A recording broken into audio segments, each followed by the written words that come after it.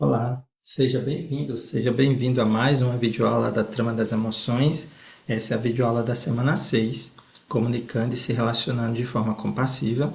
E nesta videoaula, os temas centrais são a comunicação e os relacionamentos, mas, consequentemente, também trazendo para dentro desses processos de comunicação nos relacionamentos a compaixão.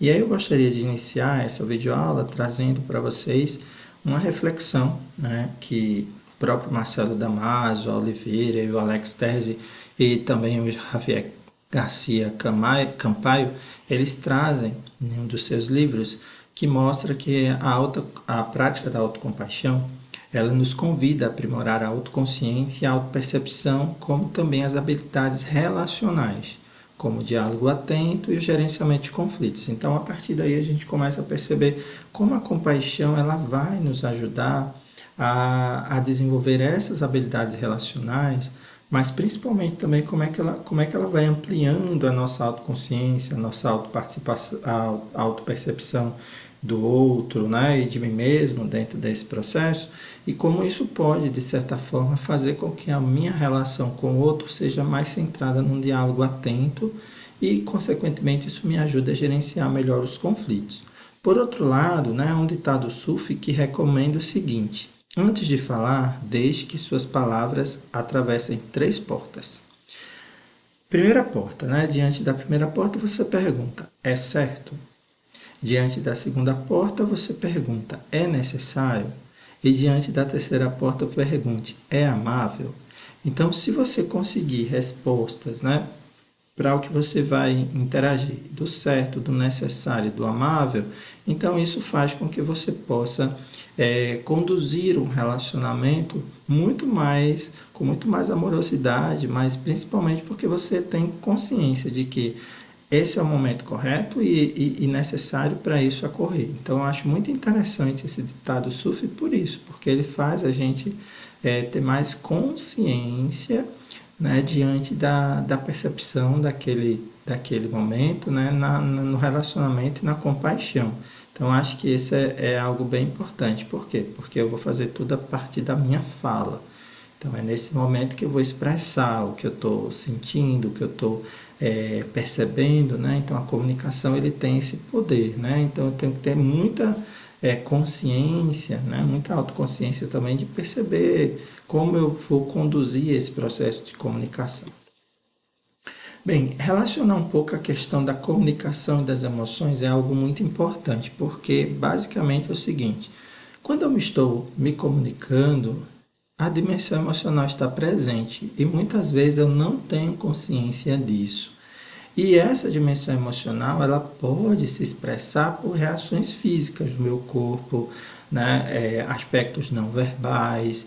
E quando eu tenho uma percepção clara da realidade, isso se torna muito mais consciente, né? Na minha vida. Então é interessante a gente buscar isso. Mas será que eu tenho consciência de que nesse processo de comunicação as emoções elas estão ali, né, presente? Essa experiência emocional, ela também traz, né, percepções e reações emocionais no meu corpo, nos meus pensamentos. E aí, quando essas emoções elas são muito intensas, a comunicação ela é influenciada. Então, consequentemente, eu posso ficar mais nervoso, a voz pode travar, né? E o conteúdo lógico da comunicação pode não ser estabelecido. E também que boa parte do sofrimento surge no relacionamento com os outros. Então, como nós estamos lidando com compaixão, e dar autocompaixão significa basicamente eu me conectar com esses sofrimentos, então os relacionamentos podem ser uma fonte desses relacionamentos. E o relacionamento com o outro é baseado essencialmente pela comunicação. Então, daí a conexão que nós estabelecemos entre a comunicação e os relacionamentos e, consequentemente, também, né, o sofrimento. E aí, o que é que a gente pode destacar? Né? Quando eu estou diante de uma discussão, mesmo que eu tenha razão sobre o conteúdo que dizemos, né? Isso é a parte lógica desse processo. Se alterarmos a voz, a razão escapa.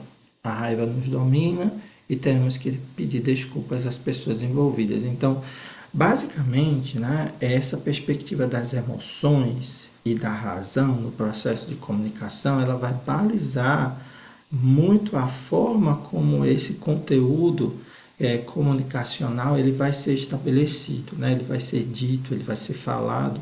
Então é muito importante eu buscar, né, ter autoconsciência, autocontrole emocional diante de um processo de comunicação, porque isso pode afetar basicamente, né, o conteúdo do que eu estou falando.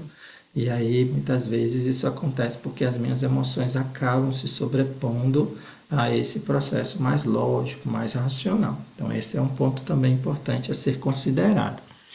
Bem, o que é que revelou um estudo realizado na Universidade da Califórnia, em Los Angeles, né, pelo Albert Mehrabian? Ele destacou que, a partir de experimentos que foram realizados em situações nas quais a comunicação era ambígua, né, ou seja, não era clara, ou o comunicador abordava sentimentos e atitudes pessoais, ou seja, acabava trazendo para o processo comunicacional muitos sentimentos e muitas atitudes pessoais, isso acabava, né, prejudicando o processo, porque o receptor ele começava a atribuir um peso à parte não verbal da comunicação muito elevado, 93%. E aí essa pessoa ela começava a perceber que 55% desse peso era a parte corporal e 38% a voz. Então, ou seja, no processo comunicacional, as minhas expressões corporais elas acabam influenciando muito, né? As minhas expressões na face, nos olhos, né? No próprio gesto. Então, basicamente, né? A parte verbal ela influenciava apenas 7%. Então, essa dimensão vocal é a maneira como eu entono minha voz, a maneira como eu expresso minha voz. Então, é importante a gente, né, refletir sobre isso. E aí, mesmo que o comunicador não seja consciente do conteúdo emocional de sua mensagem, o receptor percebe claramente e vai reagir a esse conteúdo. Então, essas questões, elas nem sempre são tão presentes, né, na nossa consciência, na nossa percepção, sobretudo quando estamos nesse papel de comunicador. Então, entender que existe um conteúdo emocional ali por trás da mensagem me faz também, muitas vezes, tentar medir melhor a maneira como eu falo, a maneira como eu me expresso, a entonação da minha voz, para que isso não afete também essa interação social que eu estou tendo com o outro e, consequentemente, também isso não leve, né, o receptor da mensagem a começar a ter percepções um pouco equivocadas daquilo que eu gostaria de expressar, né, nesse processo. Então, importante a gente buscar essa reflexão. E aí, quando eu falei já da importância da gente desenvolver a consciência, né, a consciência na comunicação, essa comunicação com plena consciência, ela envolve basicamente o seguinte: primeiro, ser consciente da intenção, né? O que eu desejo falar, qual é a minha intenção nesse processo comunicacional. E aí o que eu efetivamente falo e como me sinto nesse processo. Então eu tenho o aspecto verbal, mas eu tenho também um aspecto mais sensorial, o aspecto das sensações. Lembrando sempre, né, que as sensações elas vão gerar pensamentos, esses pensamentos vão gerar comportamentos. Então, pensar isso num processo comunicacional é bem importante. E aí, ao desenvolver essa capacidade de tentar me manter presente numa comunicação, porque isso é atenção plena, eu percebo os pensamentos, as sensações físicas e as emoções que vão surgindo no espaço da minha mente. E isso torna o processo de comunicação mais consciente e eficaz. O grande problema é que nem sempre eu consigo fazer isso, porque o processo comunicacional, de comunicação, ele também é baseado no piloto automático. E aí eu tenho reações físicas, emocionais, que depois eu paro, puxa vida, eu não devia ter falado assim, eu devia ter, né, falado de outra forma, eu percebi que eu me exaltei, a minha voz, a minha entonação, então tudo isso acabou influenciando no processo, né? E é claro, né, esse processo é o que vai demandar essa boa autoconsciência que eu preciso estabelecer. A partir daí eu começo a entender que o processo de comunicação mais consciente, mais amorosa, sobretudo em família, precisa ser cultivado. E para que isso aconteça, o primeiro aspecto a ser observado é que eu preciso prestar atenção. Eu preciso me interessar plenamente pelo outro, sobretudo quando eu estou do seu lado. E o que é que a gente percebe hoje, né? Muitas pessoas, elas não tendo atenção plena na comunicação, porque enquanto o outro está falando, eu estou no WhatsApp. Enquanto o outro está falando, eu estou no Instagram. E aí eu acabo não me interessando plenamente pelo outro e o outro acaba percebendo isso, porque também essa é uma forma de você comunicar para ele que talvez você não esteja interessado no que ele está falando. Isso acaba gerando também uma fonte de conflito, né, de decepção, né, e isso vai trazer emoções também para aquela pessoa que está tentando transmitir essa comunicação. Então é muito importante a gente se alertar quanto a isso. Segundo aspecto é promover comunicações positivas e limitar as negativas. Então, tentar trabalhar isso é um grande aspecto, né? Porque quando a gente fomenta mais as comunicações dentro dessa perspectiva positiva, na maneira de falar e até no conteúdo da comunicação, isso pode, de certa forma, tornar essa interação com o outro muito mais proveitosa, né? Basicamente, quando ela é mais negativa, isso pode também prejudicar a minha relação com o outro, a percepção dele sobre o conteúdo da comunicação e, consequentemente, isso trazer prejuízos, né? Também a importância de saber dizer não, de impor limites nesse processo. Então, nem sempre eu me sinto à vontade, né, de dizer não e de impor esses limites, mas é importante eu ter essa consciência, porque se eu não começar a estabelecer esses limites, isso também pode trazer consequências futuras. Dar feedback, né, com a intenção de ajudar a crescer e não para descarregar a frustração, a raiva, isso é bem importante, e privilegiar uma comunicação não violenta. E aí aqui eu estou começando a trazer um pouquinho a comunicação não violenta também como uma forma da gente buscar cultivar comunicações mais conscientes, tá?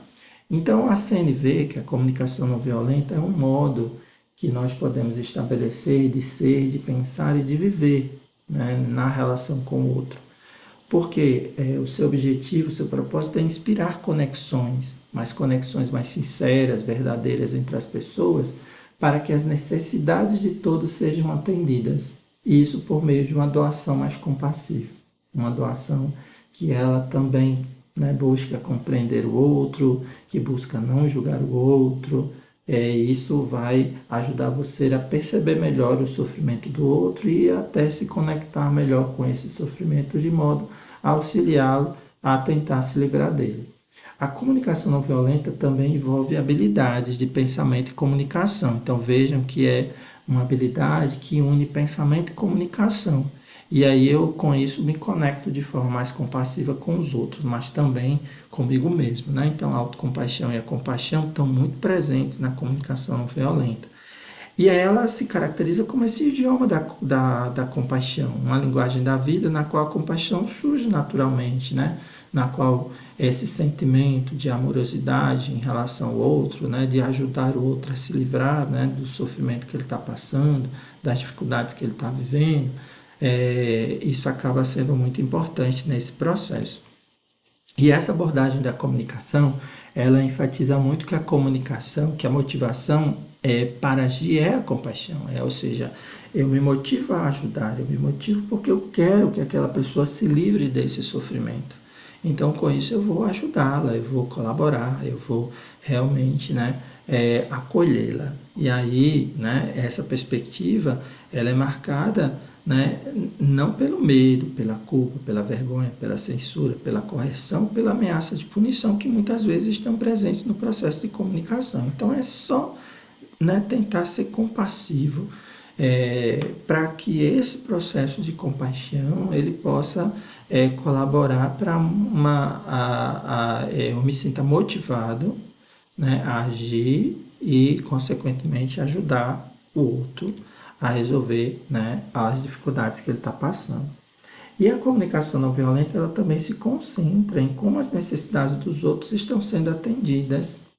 E se não estiverem, como é que eu posso ajudá-lo? Como é que eu posso colaborar com essa pessoa, né, para que ela possa, né, ter essa necessidade atendida e isso, de certa forma, tornar essa pessoa mais consciente da sua realidade, da sua vida e, consequentemente, ajudá-la a ser uma pessoa mais, né, tranquila também no seu viver, de uma maneira geral. Então, por que algumas pessoas parecem gostar de ver o sofrimento dos outros, enquanto outras parecem ser justamente o contrário, né? Porque muitas vezes essa foi a linguagem que nós fomos ensinados a usar. Então, nós não fomos preparados ao longo da vida para adotar um processo mais de comunicação não violenta. Então, a gente, basicamente, né, tem pessoas que acabam, né, de se sentirem, né, vamos dizer assim, contempladas ou, né, realizadas em ver o outro sofrendo, né? E isso muitas vezes acontece porque em função de uma percepção que você cria em relação a outra pessoa. Mas o mais importante, quando você age com compaixão, né, é você não gostar de ver o sofrimento do outro, mas de você gostar de auxiliar o outro a se livrar desse sofrimento. Isso é compaixão, tá? Mas esse é um processo aí de transformação que a gente precisa aprender, né? E aí, como nos ensinaram a pensar e a nos comunicarmos com o outro? Também isso acaba colaborando com esse processo. E as estratégias específicas que aprendemos para influenciar tanto os outros como nós mesmos. Então, é importante que tenha aspectos culturais, aspectos sociais, que vão acabando influenciando, né? Acabam influenciando esse processo. Então, preciso trabalhá-los também, tá? E aí, que práticas eu posso adotar num processo de comunicação não violenta, sobretudo para resolver conflitos? Primeiro, é eu expressar o que eu estou sentindo, expressar as minhas necessidades, mas também enxergar as necessidades do outro, independentemente do modo como se expressam, tá? Então, eu ter essa consciência de perceber, de captar o que é que o outro precisa naquele momento. Ele precisa de colo, né? De colo no sentido de ele precisa de uma escuta ativa, ele precisa apenas de alguém que o escute e que depois possa acolher o sofrimento dele. Então, essas necessidades eu preciso de identificar e tentar realmente na comunicação perceber se essas necessidades efetivamente foram compreendidas pelo outro com exatidão, porque se elas não forem compreendidas, eu posso agir de uma forma que não contemple essas necessidades do outro, tá? E traduzir essas soluções ou estratégias em uma linguagem de ação mais positiva, mais construtiva, né, de apoio mútuo e de valorização do outro. E aí o processo de comunicação não violenta tem essas quatro dimensões, né? A observação, o sentimento, as necessidades e o pedido. Então, primeiro da observação, qual é a pergunta que eu preciso fazer? Que ações concretas eu estou observando e que afetam o meu bem-estar? Então, ou seja, eu estou observando isso porque no processo de comunicação isso pode estar afetando o meu bem-estar. E aí, como é que eu me sinto em relação ao que eu estou observando? Eu me sinto bem, não me sinto bem? Tem alguma emoção que está surgindo ali naquele momento, tá? O terceiro, e aí eu vou começar a pensar, então, quais são as necessidades, quais são os valores, os desejos, tá? Que estão gerando esses sentimentos. O que é que está provocando esses sentimentos? Então, isso também é algo importante a ser observado. E a partir daí, que ações concretas eu posso fazer para enriquecer a minha vida e, consequentemente, tornar esse processo, né, de comunicação um processo mais construtivo, um processo mais saudável. E aí eu tenho duas questões chaves que são colocadas, né? A primeira delas, para mim, é o que eu estou observando, o que eu estou sentindo e do que eu estou necessitando. Então, será que eu paro para observar isso num processo? Eu estou precisando de quê? Né? E o que eu estou pedindo para enriquecer minha vida? Né? O que eu estou pedindo ao outro, o que eu estou refletindo em mim mesmo também sobre isso. E para o outro é que o que é que eu estou observando, sentindo e do que o outro está necessitando. Beleza?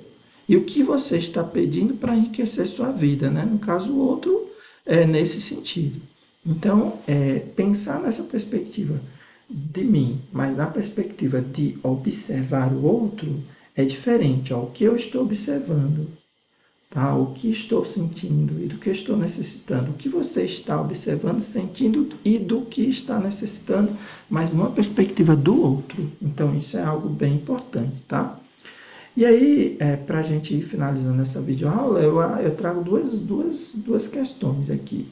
O Marshall Rosenberg diz assim: o que eu quero da minha vida é compaixão, um fluxo entre mim mesmo e os outros com base em entrega mútua do fundo do coração.